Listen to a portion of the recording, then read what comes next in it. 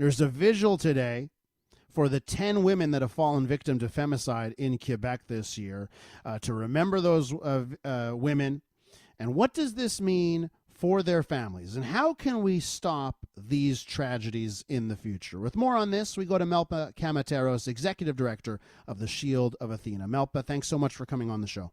Well, thank you very much for inviting me, Elias. Tell me about the vigil today. Well, on certain occasions within the year, the most popular days for a vigil on violence against women, of course, would be December the 6th to commemorate the killings at the Polytechnique. But today, the vigil is being done by Chateauguay groups in order to commemorate the 10 women that were killed within a very short period of time. And these 10 women, if we add them, if we begin from the 24th of May, there have been 16 deaths of women and 2 girls regarding violence against women. So, of course, this is something that has, overwhelmed the government. It has overwhelmed the public. It has overwhelmed the media. The fact that so many women and young girls have been killed during this past time. And they're questioning whether it was COVID. Or they're questioning what is it that, prompts somebody to kill their significant other, their partner. And in the cases of these women, unfortunately, they're cases that we see repeated every year, Elias. Mm-hmm. And today's vigil is to commemorate why the women, were killed and how much they will be missed. Because all of these women, they say 10, but I can tell you that it's easily 16 from the 24th of May into, last May. They were cut out from somebody's life. Their stories ended abruptly, finitely, and they might have left people behind. They might have left children that were orphaned. They might have left mothers. They might have left people that loved them behind. And what is the purpose of this violence? And it's just to commemorate what has been happening in the province of Quebec lately, because, we've had inordinately large numbers of women being killed, unfortunately, lately.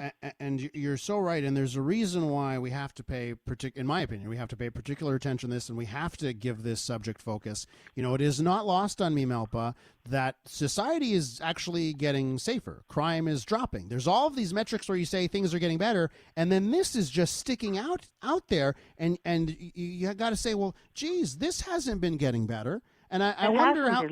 Yeah, so I wonder how frustrating it is, or the thoughts that are going through your mind when you see this simply not getting better, going against the grain of all of these other things that are getting better.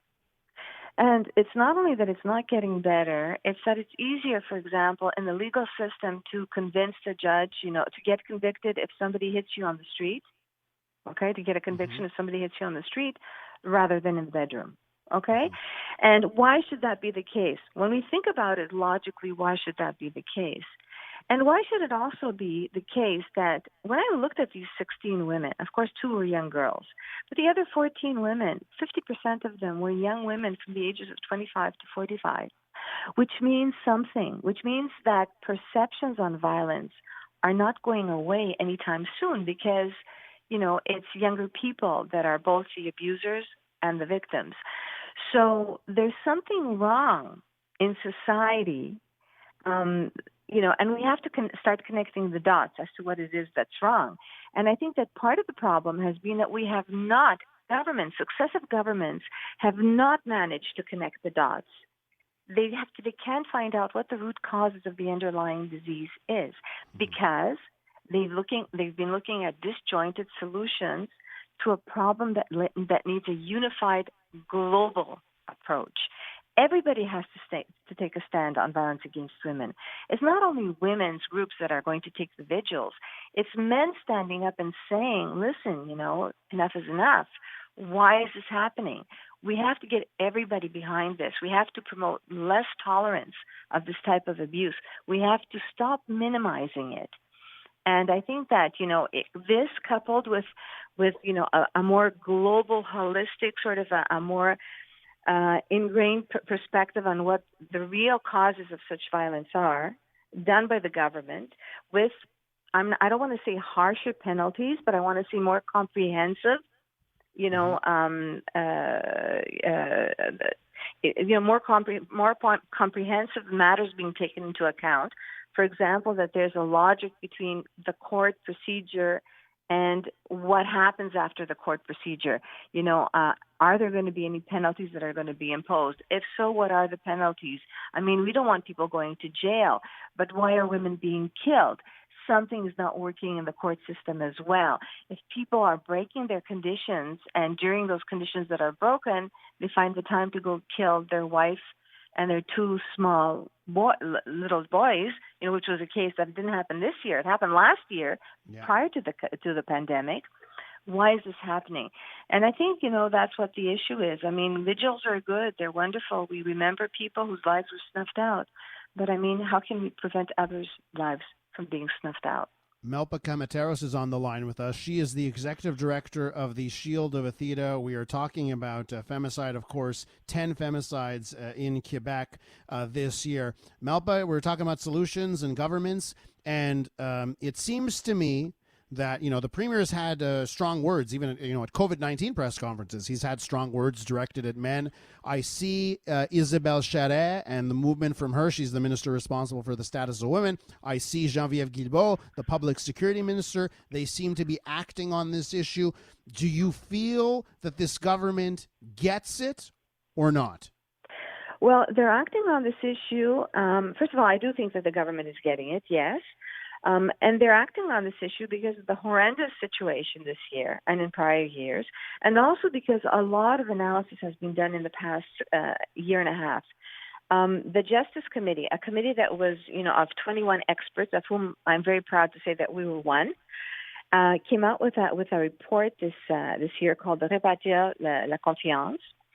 That was designed to make things easier within the judicial procedure and everywhere else for victims of conjugal violence and sexual assault. They came out with this report, and in this report there were 190 recommendations from A to Z as to what can be done better and promoting a more integrated approach. And I think that this government might be veering towards really actually implementing some of those 190, if not, I mean, I'm not expecting all the 190, but I think they might be implementing some of those 190 recommendations. But I think also that the issue has to come from deep within, from us, from society. If each one of us takes a stance, okay, we can say that, you know, violence has no place here. Because violence against women isn't a woman's issue. It's a man's issue as well. I mean, men have mothers. Men have sisters. Men have cousins. There's a vested interest for all of us that we eradicate conjugal violence and help people, you know, survive. I mean, why is it happening? So why it's happening is because there hasn't been a global approach. And I think that building a societal consciousness around this would be something that would be very, very beneficial for everybody. Melpa, as we wrap up here, let's end off with the message from those who are at home now and CJ8800 is playing in the background, and maybe they're in a tough situation, and maybe a message as well for men that maybe know they have a problem and they want to get help. What's your message on the phone to our listeners right now for people that need help right now? Well, first of all, don't minimize the violence, both for the victim and for the alleged abuser. There is help because violence, you know, this type of violence harms families, it harms relationships. There are services for women. If you're a victim, you know, go and get the services. But if you're a man who's caught in a situation of abusive behavior, there is help for you as well. Don't let it get out of control and reach the final state. There are wonderful services for men's groups that you can also call and ask for assistance. It's just that you have to take the responsibility for the violence. Melpa Kamateros, yes? Thank you.